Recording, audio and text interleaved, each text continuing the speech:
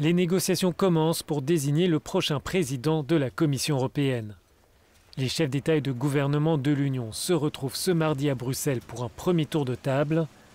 L'objectif est de dessiner le profil du candidat capable de rassembler une majorité au lendemain des élections européennes. Les dirigeants ne veulent pas faire de pronostics pour le moment, mais chacun dresse déjà les qualités nécessaires pour être retenu. C'est donc une ambition européenne qu'il nous faut porter et bâtir pour les 5 années à venir. Et nous aurons à choisir les personnes sur la base de cette ambition.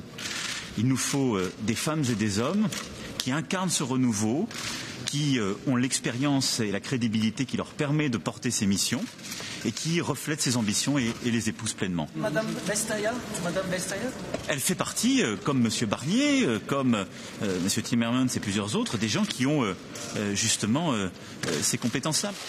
Les dirigeants européens doivent désigner le président de la Commission. Le candidat devra ensuite obtenir un vote favorable du Parlement.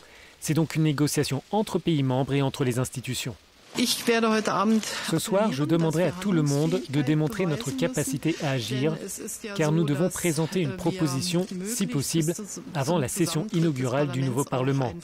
Il reste encore suffisamment de temps pour la discussion. Un peu plus tôt dans la matinée, le Parlement européen a réaffirmé sa volonté de nommer l'une des têtes de liste comme prochain dirigeant de la Commission. La majorité des groupes est en faveur du processus du Spitzenkandidat. C'est la position traditionnelle du Parlement européen. C'est le début de la négociation.